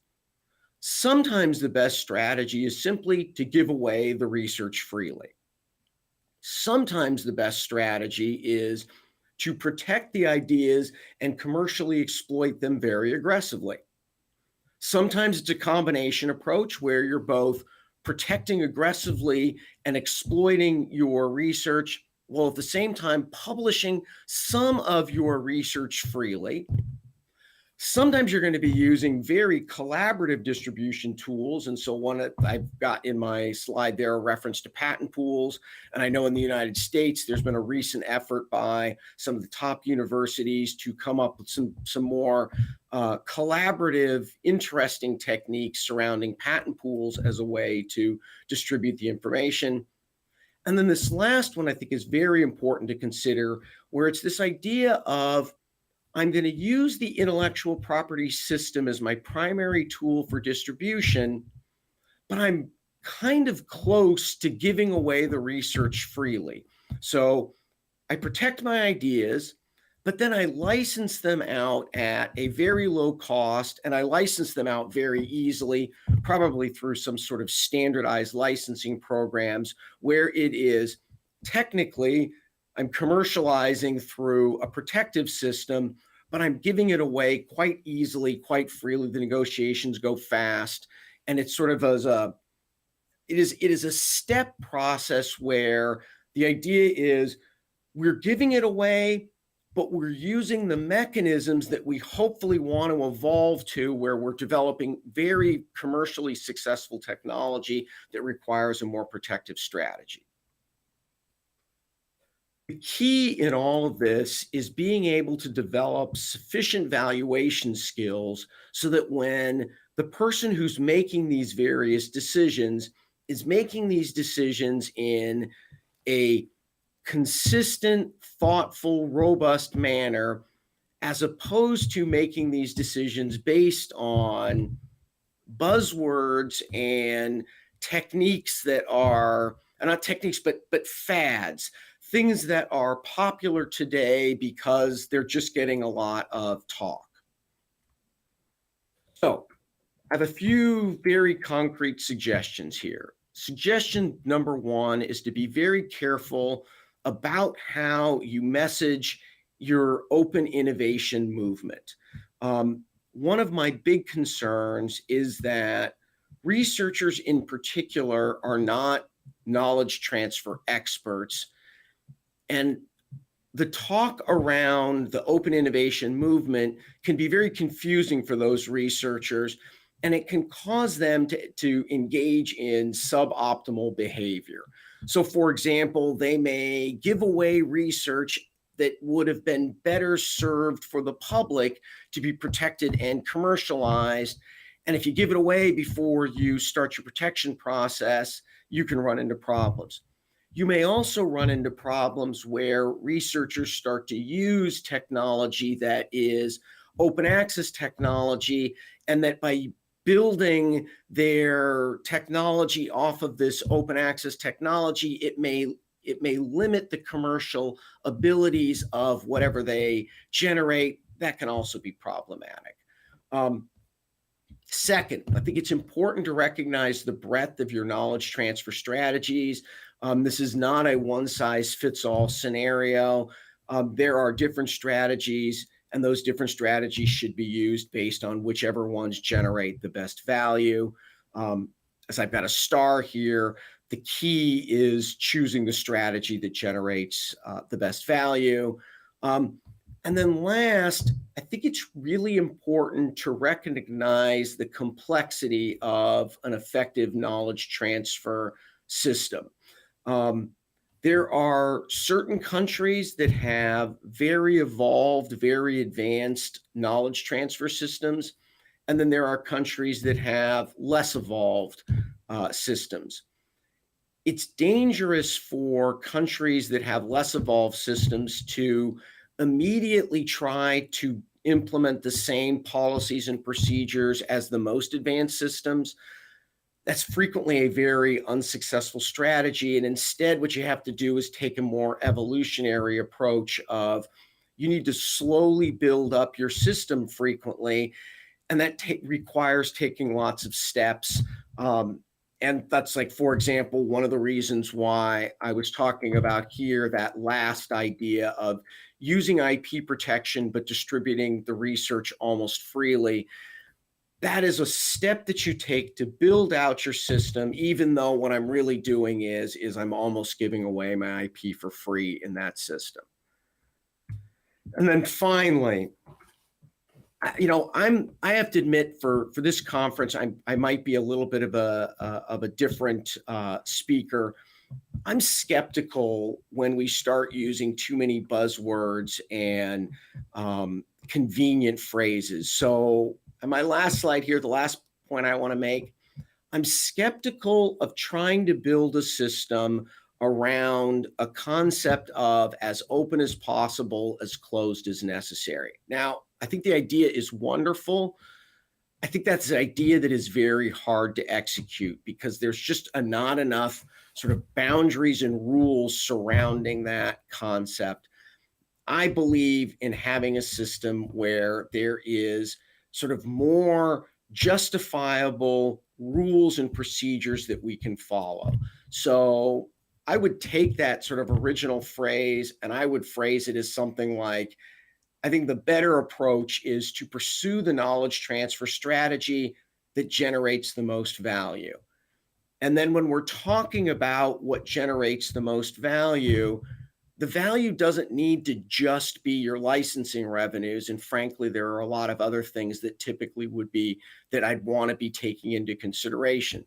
Things like job creation, things like workforce improvements, education improvements, benefits to your local technology companies, public health improvements, and then very importantly as well, IP system improvements. All of those things are necessary in order for you to make the most optimal decisions. And with that, I want to say thank you for allowing me to talk with you today. Muchas gracias, John. Thank you so much, Alexandra, John. Please, Alexandra, can you share your presentation? Hola, muchas gracias. Voy a presentar en inglés porque mi español es muy mal. So first of all, thank you very much for inviting me to talk about this very interesting topic of open science and IPR. It's a topic that I'm very passionate about. I was so lucky that I had the opportunity to discuss with very high level experts about this topic in two contexts. One was an expert group organized by UNESCO within the process that led to the preparation of the recommendations on open science that were published last year, I guess. And the second context was a community of practice that was created by the European Commission in the preparation of a code for the smart use of IP that is going to be published very soon. And there was a specific subgroup dealing with open science and IPRs, because I really agree very much with what John has just told us in terms of confusion that is really that there is a lot of confusion about these open buzzwords and openness concepts. So sorry, I can't move the slides myself, so I have someone helping me here. Thank you very much. I would like to bring to the discussion today the perspective of a knowledge transfer manager, of a practitioner, someone like me who every day supports researchers and academics in creating value out of their research. And this takes place mostly through the management of IP. And I want to make an initial disclaimer. I'm not going to talk about copyright on scientific publications, because this is a different story. It's not what I do every day. The kind of IPR we manage is IPRs that are related to the technology transfer process. So the next slide, please. The first consideration I would like to make is that when we talk about open science and IPR in a university context, we feel a tension. We perceive there is sort of a conflict between the two concepts. And I must say that I myself, when a few years ago I first heard talking about open access. It was the first part of the open science movement that was introduced by the European Commission. I was I had some doubts. I wanted to understand more, because you know that we tech transfer people, we like to keep things confidential. We like to sign a lot of non-disclosure agreements. So this idea of opening was a little bit scary to me. But then when I really understood what it was about, I felt really relieved in a way, because, and I jumped to the conclusion from my speech today. I understood that we can really have both. We can combine both. But I will really agree with John, because researchers, it's really difficult for our researchers to understand the process here. And so for example, a few months ago, we met a research group. They wanted to understand whether one of their technologies could be patentable. So we did some prior art search. We tried to understand if it was new, if it was inventive, and we decided that it was not. And so the PI said, okay, I can't patent this. Then I will go for open science, as if the two things could be are alternatives, different options, which is not the case. Next slide, please. So we don't want to, you had already some presentations, we don't want to define what open science is, what IPRs are, but I would like just to mention that the open science is really an umbrella concept, meaning very different things. And this picture here comes from the recommendations from the UNESCO, and I think this is the part that applies to what I'm talking about today. So it's the part of the open science movement that has to do with the open scientific knowledge, basically. Whereas in terms of IPRs, where we should really be aligned on, is that we have a system that is based on balancing public and private interests. So in a way, we have to balance through the IPR system, we balance the moral and economic rights of the creators, of the innovators, of the inventors, with the wider interests and needs of society. So these are the two main, let's say, very brief summary of what these two concepts are about. Next, please. So coming back to the next slide, please. Yeah, thank you. Coming back to this, no, the one before. Sorry, the one, yes, that's it. So coming back to this sort of conflict, tension between the two concepts, I think there are good reasons for being confused about that, because universities are required to do different things. So on one hand, I mean universities, we are requested to increase access to the research results, to the data, to be more transparent in the scientific process, more accountable, to release our codes through open source licensing, etc. But on the other hand, we are also requested to deliver innovation, to promote entrepreneurship, to contribute to economic growth, to create new jobs, create competitiveness. And this happens, as John just said, also and mostly through a proper management of IPR. So it's really a matter of finding a balance, finding the right balance between these two very important missions that we we have to accomplish. Next, please. And if open science is quite maybe intuitive, I would say, in a way for our researchers, because they have this they are used to sharing, to be very open, and universities have always been open communities. It's more difficult, less intuitive, I would say, for researchers to understand what IPR are and mean for the university. So IPRs, the simple way of putting this is that IPRs are a tool to support, to create more value out of research results, because research results produced by universities are typically early stage. They need a lot of investment, time, and money to become new products and processes, services on the market. So attaching exclusivity rights, which is what IPR is about, attaching exclusivity rights to the research results, that it's create more value, makes those results more attractive for investors that could be interested in using such results to produce innovation. So IPRs are really an essential part of the innovation cycle, is a way to attract investments, to create value, and is also an essential asset for spinouts. If you have a spinout company that goes to an investor, the first question or the second question an investor would ask is, do you have a patent? Do you have some intangible asset in your portfolio? But IPRs at universities means is a difficult thing, because there is really a limited culture for IPR management in universities.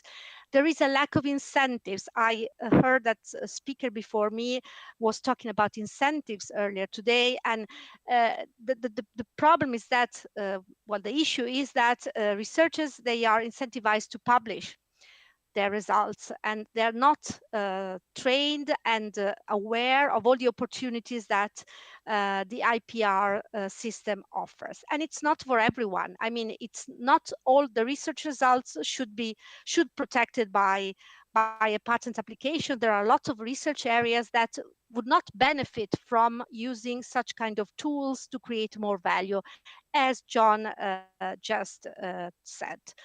The next one, please. So when I think of open science in relationship with IPR, I see there are some challenges. My conclusion is that we can combine both, we can do both, but there are some challenges. We can't deny that.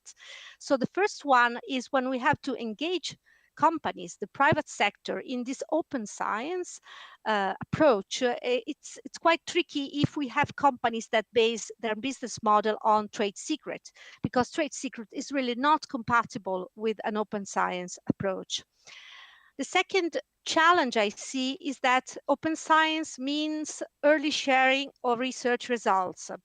And this, in my experience as a tech transfer person, might have the risk of losing innovation opportunities, because we know that, and we'll see that in a minute, we know that if you want to protect the technology through a patent application, you don't have to disclose the technology. You don't have to publish anything about that. And my concern is that if we share so early, very early in the research process, we might end up by jeopardizing the opportunity to use at least patents as a tool to protect our research results. And finally, and really everybody will think that me and John, we met before today and agreed on what to say, which is not the case. I really agree with him that this mantra that we hear from the European Commission, as open as possible, as closed as necessary, is okay, but who decides? Who really is so informed, knowledgeable, so aware of all the implications to make sure that you take an informed decision on what to do with your research results? Next, please. My main comment today is, again, I repeat this, is that open science is compatible with IPRs, and this is examples. So, for example, patents and scientific publications are compatible. Not all the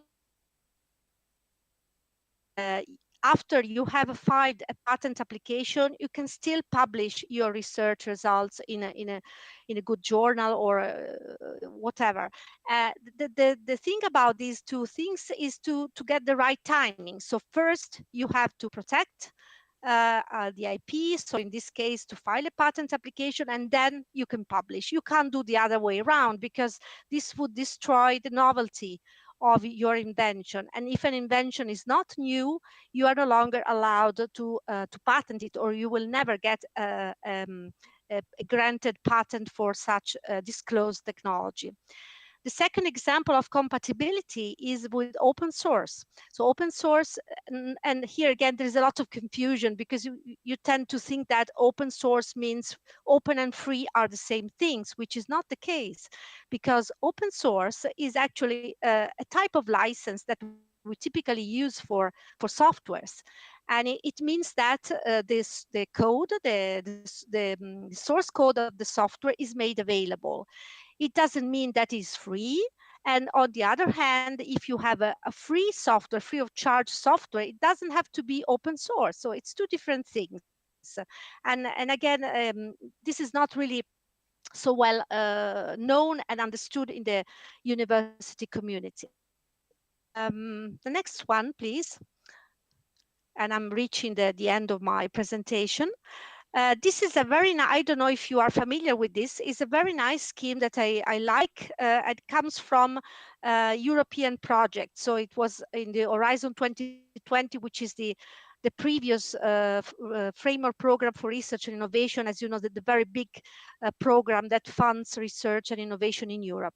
So it's nice because it shows how you can really combine an open science approach, and in this particular case, I'm referring to open access and open data with IPR management. So it was animated, but it becomes too difficult to do now. So I will simply explain to you what I meant.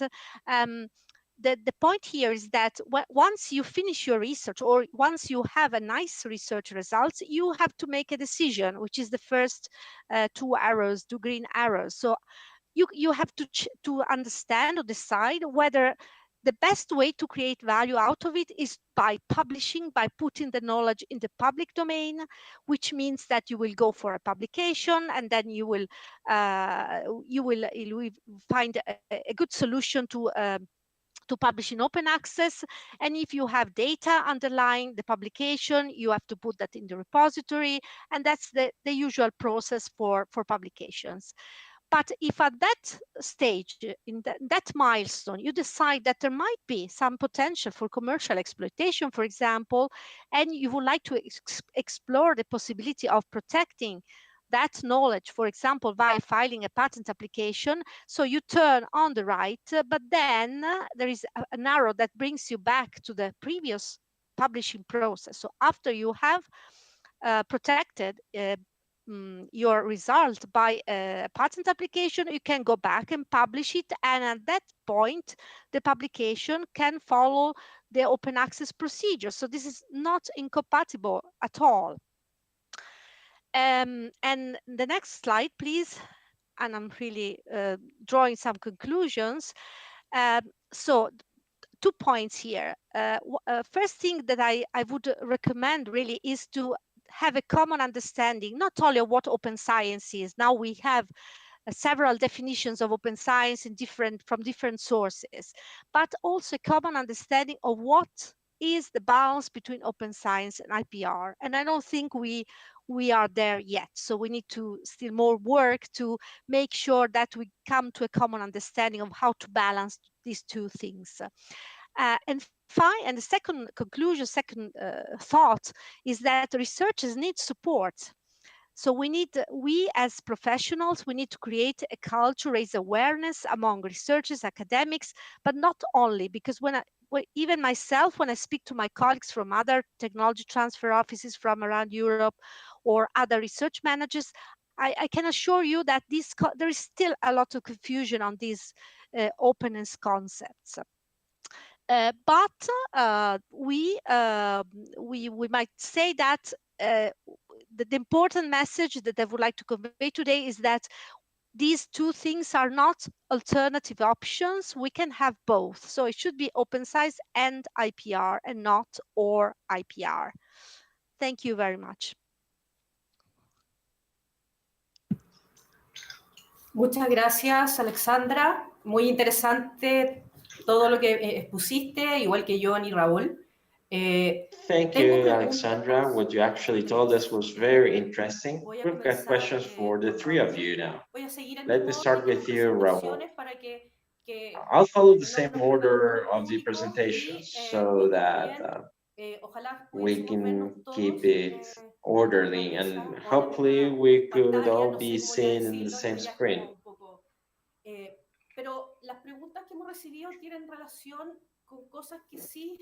So the questions we have received have to do with the things that are in the system.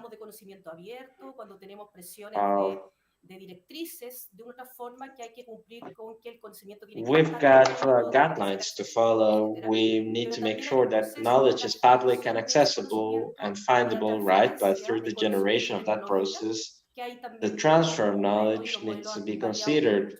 There are models that have been validated in a long time, and we now know that both systems are compatible.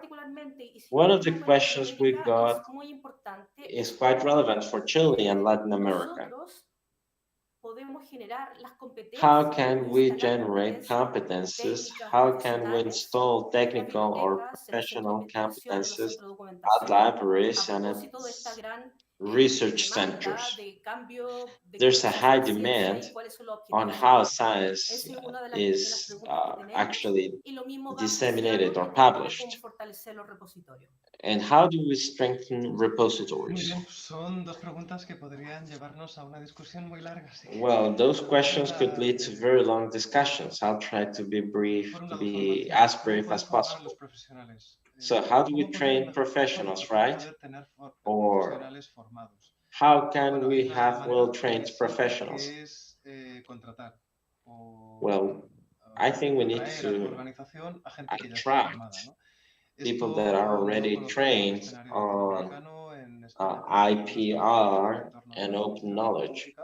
It's not easy to enroll at public administration in Spain. I don't know how that is in Latin America. There are certain possibilities to attract people that are already well trained, and we need to focus on training. Future professionals, future researchers should be documented and prepared on this. And I believe governments have an important task to do when it comes to promoting the update of certain degrees at universities. Of course, on master and PhD programs, that's the case too. I think organizations should have good collaboration models.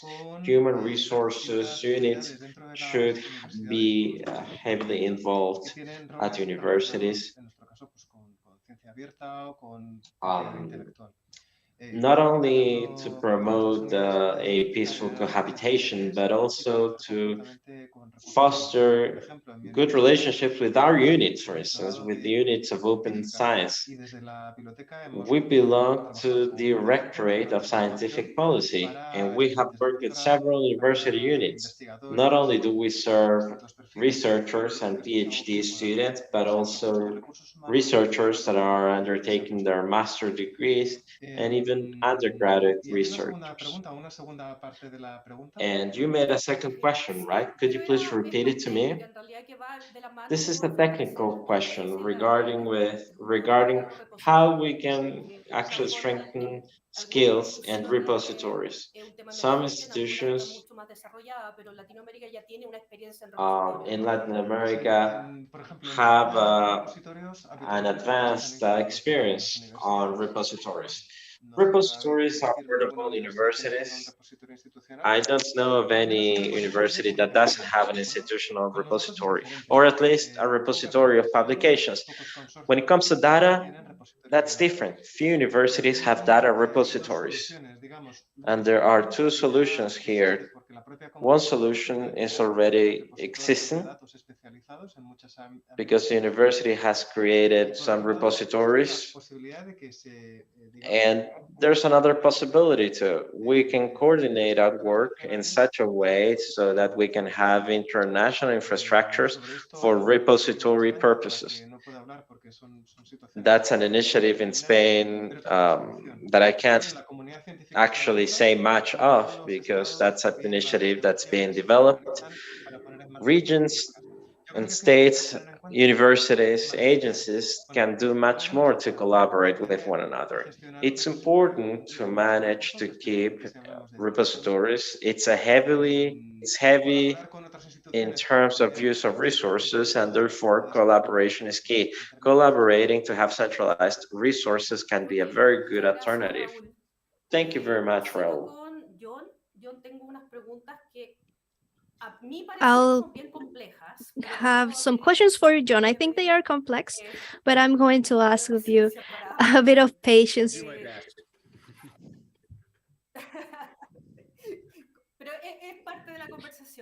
This is part of the conversation. What we have in here is something that's really wide, but it hurts to us. How can we resolve the reduction of these tensions between free access to knowledge and intellectual property? And this is one of the fears that live inside the community. What's the tension? What can we resolve? How can we keep moving forward in an ecosystem that is open, that is hybrid? Which are the best tools? Considering this must have a value, right? There must be a value in this process of generating knowledge, and that some of these details are open knowledge. That's the question. So I think it's easier to deal with this problem in practical terms than it is when we talk about this at a conference in big theoretical terms. So for example, the original talk for opening this conference focused on things like the need for the open data movement for treating COVID. That is a very exceptional situation where you've got lots of big giant universities and big research centers that can get together for an incredibly significant problem. And that, from a value standpoint, the world generated more value by having everybody cooperate in that setting. That's a very specific setting. Oftentimes what a university or a research center is going to be doing is working on a very specific area of research. They will generate an idea. Most of those ideas will actually have zero commercial value. That's just a fact. Most of those ideas will have zero commercial value. The best way to deal with those is going to be make them freely accessible. Not because free access is somehow always superior. It's just in those settings, that information, get it out there. Maybe it's even you did a research project and the results failed. Get that information out there. Someone else can learn from it, and then they can take that knowledge, and then potentially that next idea will be commercially valuable. When you've got an idea, though, that has strong potential for commercial value, as Alessandra talked about, and she can talk about this in so much more detail than me, this is her life. If you start to give it away too early, now you kill the commercial value. And what I worry about, when I have given talks on technology transfer and valuation, I spend a lot of time in countries like Argentina, Chile, Thailand, and even China in its earlier years, where the knowledge transfer system out of the universities was really evolving. And a lot of the universities at the time aren't generating the types of commercial innovations that might come from an MIT or a Harvard or a Berkeley. And so it's like, well, how do we get there? And what you have to do is you have to start taking the steps, which is why, like, I think one of the most practical things to do is, if you're not sure, my general advice would be, especially in a country like Chile where it's not that expensive to get a patent, get the patent, right? Start there. And then if you find, okay, you know what, we just went out and got 10 patents and none of them are generating value, be ready to release those out to the public. That's okay. You patented it. It wasn't that expensive. Or even better, license it at almost no value. So like if you license it to a licensee who says, I'll reimburse you for your patent costs, and you just start getting them in the practice of licensing the technology from you, so that, and then as your ability to generate commercial innovations improves, you then are also slowly bringing up your local licensees. So that's my advice. Muchas gracias, John. Thank you so much, John. Alexandra, tengo Alexandra, pregunta un poco más we have a concisa, question. pero tiempo presentación, que llamaron la atención por lo menos There are some things about your presentation that caught our eye. según tu experiencia, According to your experience, working or teaching the researchers about open science and it being compatible with transfer of knowledge and also intellectual property. Which is your experience in universities, and which is the biggest challenge that we have as institution? We are trying to create guidelines, but also for the universities. That is one of the issues. And the second one that caught our eye and that people liked is who decides, especially when we're talking about the phrase that we can see everywhere, right? Which are the advances that you have been doing in Europe, or are we still in a stage where we don't know yet? Thank you. Second one, I think we are still in the situation where we don't know who decides.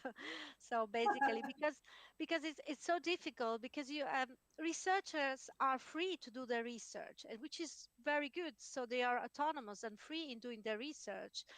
And so that's why it's really difficult, and here's where the role of support services, in my experience, are very important, which means for the support services that are based in the departments of the researchers, and the support services at central level. So if I have a dream, and I would imagine my ideal organization is an organization where you have skilled people in the support services, which can help really academics, because our researcher has so many things to do. They have to teach, they have to do research, they have to write applications, and they have to deal with a lot of cross-cutting issues, even when they prepare their proposals or manage their projects. So having the opportunity to really rely on specialized support services would be really very good. Linked to this comment, the problem why we are here in this situation where it's so difficult is also because it's so difficult to do what John says, to understand which is the right strategy to create value. Is so difficult because research results that the university produces are really very early stage. Sometimes you don't even know if there is a market need for that, if there is someone who could use that in the future. So that's, to me, it's really the very, very big issue.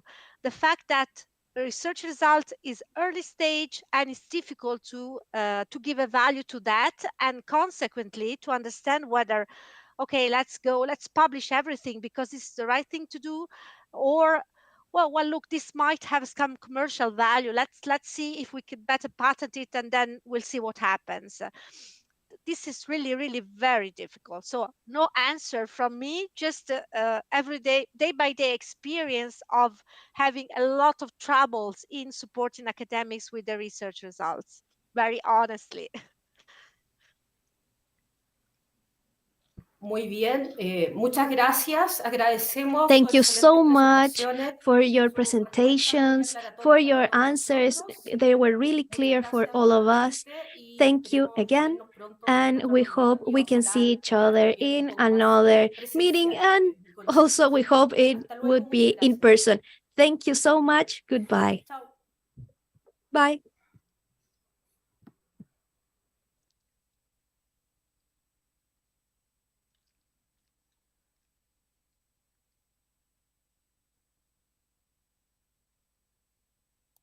Estás en mute, Jimena.